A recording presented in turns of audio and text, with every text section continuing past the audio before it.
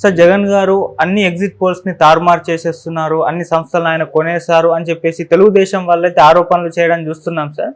అయితే ఇప్పుడు అంటే ఎగ్జిట్ పోల్స్ ని తారుమారు చేయడం వలన జగన్కి వచ్చిన లాభం ఏంటి, తెలుగుదేశం పార్టీకి వచ్చిన నష్టం ఏంటి? అంటే వచ్చే రిజల్ట్స్ అవే వస్తాయి కదా.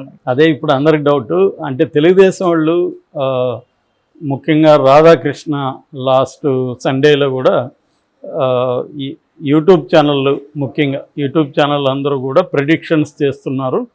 సో జర్నలిస్టులు అందరూ జర్నలిస్టులుగా మారిపోయారని ఒక దాని ఏమంటారు ప్రవచనాలు బోధించి ఫైనల్గా నేను చెప్పింది కరెక్ట్, మీరందరూ చెప్పేదంతా కూడా వేస్ట్ అన్నట్టుగా మాట్లాడాడు. సరే, ఆయన ఒకటే జర్నలిస్టు, మిగతా అంతా జర్నలిస్టులు అన్నట్టుగా కూడా మాట్లాడాడు. సరే, అది పక్కన పెడితే అందులోనే ఒక విషయాన్ని రాశాడు. అదేంటంటే ఈ ఎగ్జిట్ పోల్స్ అనేవి ప్రతిసారి కరెక్ట్ అవ్వాలని ఏమి రూల్ లేదు, అవి చాలాసార్లు తప్పు కూడా అవుతాయి, దాని మీద డిపెండ్ అవ్వడం కరెక్ట్ కాదన్నట్టుగా రాశాడు. అప్పుడే చాలామందికి డౌట్ వచ్చింది, అసలు ఇంకా ఎగ్జిట్ పోల్సే రాలేదు, ఈయన ఎందుకు ఇలా రాశాడని. అలాగే ఈరోజు ఒక కథనంలో కూడా ఎగ్జిట్ పోల్స్ తమకు అనుకూలంగా లేకపోతే వాటిని కూడా మార్చాలని ఆలోచిస్తున్నాయి రాజకీయ పార్టీలు. ముందుగానే వాళ్ళతో ఒప్పందం చేసుకొని తమకు అనుకూలంగా కనీసం 1-2 అన్నా వస్తే ఆ మేరకు బెటర్గా ఉంటుంది. ఎందుకంటే ఒకవేళ అలా రాకుండా ప్రతిపక్షం తాము ఓడిపోతామని, ఎదుటి పక్షం గెలుస్తుందని కానీ ఈ ఎగ్జిట్ పోల్స్ వస్తే ఎన్నికలకి ఇంకా కౌంటింగ్కి ఇంకా 3 రోజుల సమయం ఉంది. కాబట్టి ఈ లోపల కేడర్ కానీ నాయకులు కానీ అంతా జారిపోతారన్న భయం ఉంది అని రాశాడు. ఇది డైరెక్ట్గా వైసీపీ పేరు చెప్పలేదు, కానీ ఆయన ఉద్దేశం అదే కనబడుతుంది. అంటే వైసీపీ ఎగ్జిట్ ఫలితాలని తమకు అనుకూలంగా మార్చుకోవడానికి ట్రై చేస్తుంది. ఇది ఎందుకు రాశాడు అన్నప్పుడు దీంట్లో ప్రధానంగా మనకు అర్థమయ్యేది ఏమంటే, మేబీ రాధాకృష్ణ దగ్గరికి ఆల్రెడీ ఎగ్జిట్ ఫలితాలు చేరి ఉండొచ్చు, అవి తెలుగుదేశానికి కూటమికి వ్యతిరేకంగా ఉండొచ్చు. వ్యతిరేకంగా ఉన్నప్పుడు ముందు జాగ్రత్తగా ఇది వైసీపీ వాళ్ళు డబ్బులు ఇచ్చి తమకు అనుకూలంగా చేయించుకున్నారు, నేను ముందే చెప్పాను కదా ఇలా జరుగుతుందని, అలాగే జరిగింది అని చెప్పడానికి రాశాడా, లేకపోతే ఇటు నుంచి జంప్ అయిపోతారేమో తెలుగుదేశం నుంచి? ఎందుకంటే ఇప్పుడు కూటమికి వ్యతిరేకంగా ఎగ్జిట్ ఫలితాలు వస్తే ఇటు నుంచి జంప్ అయిపోయే అవకాశం కూడా ఉంది వైసీపీలోకి. అది ఆపాలంటే వైసీపీ వాళ్ళు డబ్బులు ఇచ్చి చేయించుకున్నారు అని ముందే నేను చెప్పాను కదా అని ఒక ప్రిపేర్ చేయడం, అదొకటి. రెండవ పాయింట్ ఏంటంటే, కౌంటింగ్ అప్పుడు అధికారులు, పోలీసులు కావచ్చు, ఇతర అధికారులు కావచ్చు, ఎవరికి అనుకూలంగా ఉంటారంటే నెక్స్ట్ గవర్నమెంట్ ఎవరు వస్తారో వాళ్ళకి అనుకూలంగా ఉంటారు. సో ఇప్పుడు ఎగ్జిట్ ఫలితాలన్నీ ఫర్ ఎగ్జాంపుల్ వైసీపీ వస్తుందని చెప్పాయనుకో, ఈ అధికారులందరూ వైసీపీ వైపు ఉండే అవకాశం ఉంది.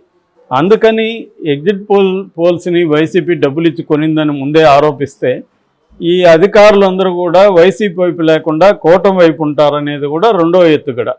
ఈ 2 ఎత్తుగడలు కనబడతాయి. ఈ ఎత్తుగడల వెనక ఎగ్జిట్ పోల్స్ అన్నీ కూడా వైసీపీకి అనుకూలంగా ఉన్నాయా అన్న డౌట్ అయితే వస్తుంది.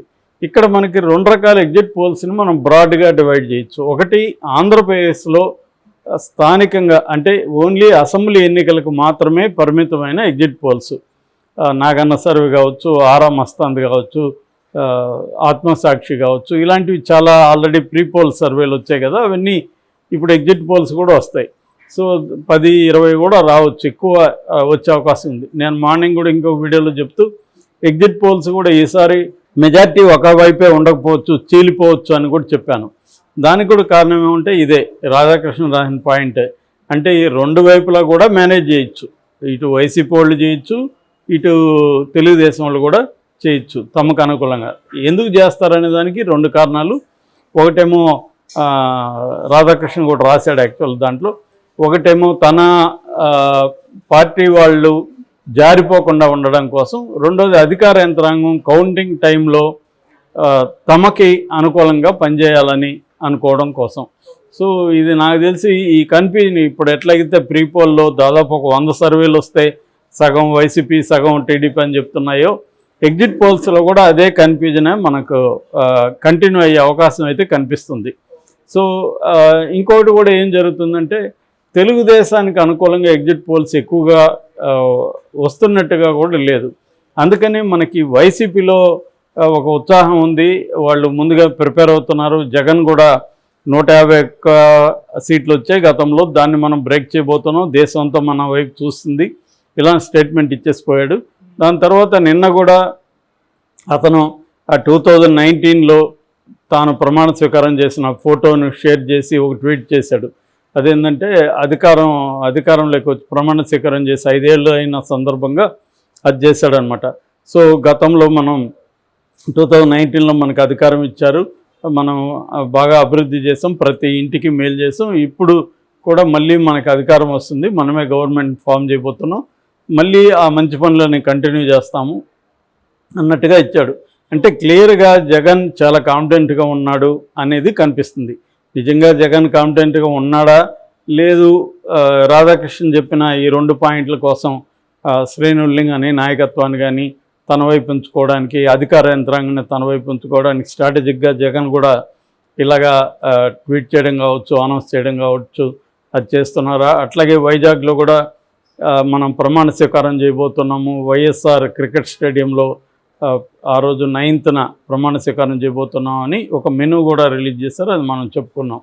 అంటే అట్లాగే టికెట్స్ అన్నీ కూడా ట్రావెల్ బస్సులు, ట్రైన్లు, ఫ్లైట్లు అన్ని టికెట్స్ కూడా బుక్ అయిపోయినాయని, హోటల్స్, అక్కడ రిసార్ట్లు ఇవన్నీ కూడా బుక్ అయిపోయినాయని ఒక వార్తను కూడా విపరీతంగా వైరల్ చేశారు. అంటే వీటన్నిటికీ అన్నాక వైసీపీ ఒక మైండ్ గేమ్ ఆడుతుందా అన్న డౌట్ చాలామందికి ఉంది. దాన్నే మన ఆంధ్రజ్యోతిలో కూడా ఎక్స్ప్రెస్ చేస్తూ రాశారు.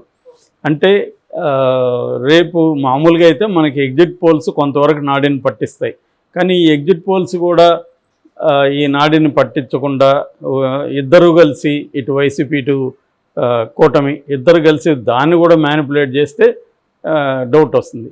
అయితే ఇక్కడ ఇందాక చెప్పినట్టుగా రెండు రకాల ఎగ్జిట్ పోల్స్ ఉన్నాయి. ఒకటేమో స్టేట్ కన్ఫైన్డ్ ఎగ్జిట్ పోల్స్, ఒకటేమో నేషనల్ ఎగ్జిట్ పోల్స్. కాబట్టి నేషనల్ ఎగ్జిట్ పోల్స్ నేషనల్ వైడ్గా ఎంపీలు ఎవరెవరికి ఏ రాష్ట్రంలో ఎన్ని వస్తాయనేది చెబుతుంది. ఆ రకంగా నేషనల్ ఎగ్జిట్ పోల్స్ని కొంతవరకైనా నమ్మచ్చా? వాటిని కూడా తెలుగుదేశం వైసీపీ వాళ్ళు మ్యానిపులేట్ చేయడానికి ట్రై చేస్తారా?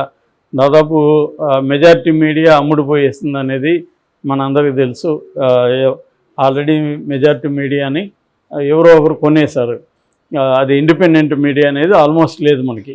అందువల్ల వీళ్ళు రేపు డబ్బులు ఇస్తే ఆ మీడియా కూడా చేయదని ఏం లేదు కదా. మనం local media corrupt, national media honest అనేది ఏం కూడా చెప్పలేం. సో కాబట్టి ఆ రకంగా కూడా ఏమైనా చేస్తారా అనేది కూడా చూడాలి. ఏదేమైనా ఎగ్జిట్ పోల్స్ మీద కూడా విశ్వసనీయతను దెబ్బతీసే విధంగా రాధాకృష్ణ మాట్లాడుతున్నారు. మరి ఇది నిజంగానే ఆయనకేమన్నా ఆల్రెడీ ఎగ్జిట్ పోల్ నాకు తెలిసి వాళ్ళందరికీ వచ్చేసి ఉంటాయి ఎగ్జిట్ పోల్స్. తెలుగుదేశం హెడ్లకి చేరుంటుంది, జగన్కి ఎగ్జిట్ పోల్స్ వెళ్ళిపోయింటాయి ఇప్పటికి. సో దాన్ని బట్టి వాళ్ళు తెలిసినా కూడా ఈ మైండ్ గేమ్ ఆడుతున్నారు. ఎందుకంటే కౌంటింగ్ కోసం ఈ మైండ్ గేమ్ ఆడుతున్నారు. కౌంటింగ్ రోజు తమ కేడర్ ఉత్సాహంగా ఉండాలి, నీరు గారిపోకూడదు, ఎలాగో మనం గెలవంలే ఆ నీరు గారిపోకూడదు. అట్లాగే అధికారులు రాబోయేది వైసీపీ కదా అని వైసీపీ ఉండడము, లేదా రాబోయేది కూటమే కదా అని కూటమి వైపు ఉండడము, ఇది జరగకుండా ఉండాలంటే వాళ్ళకి కూడా వాళ్ళ మైండ్ సెట్ని కూడా కొంత మ్యానిపులేట్ చేయాలి. దీనికోసం ఇరువైపులా కూడా ఎగ్జిట్ పోల్స్ని తమకు అనుకూలంగా ప్రకటించమని అడిగే అవకాశం ఉంది. అడగడం అంటే ఊరికే అడిగితే ఎవరు ప్రకటించరు, వాళ్ళతో ఏదో ఒక ఒప్పందం చేసుకోవాలి. నువ్వు ఇలాగ ప్రకటిస్తే నేను ఇంత డబ్బులు ఇస్తానని ఒప్పందం చేసుకోవాలి. ఎందుకంటే ఎగ్జిట్ పోల్స్కి కూడా ఖచ్చితంగా డబ్బులు ఖర్చు అవుతుంది. వాళ్ళకి కూడా డబ్బులు ఇస్తే పోనీలే, తర్వాత క్రెడిబిలిటీ సంగతి తర్వాత కదా అనేసి ఏమైనా చేస్తారా? ఎందుకంటే ఎగ్జిట్ పోల్స్ అంటేనే కొంత క్రెడిబిలిటీ. ఇది ఇవాళ డబ్బు మించిన ఏవీ లేవు. క్రెడిబిలిటీ ఆ డబ్బు ఉన్నప్పుడు డబ్బే పనంగా పెట్టేవాళ్ళు ఉండొచ్చు. సో కాబట్టి ఆ రకంగా జరిగే అవకాశం అయితే ఉంది. రాధాకృష్ణ చెప్పింది ఫ్యాక్ట్ అయితే అవకాశం ఉంది.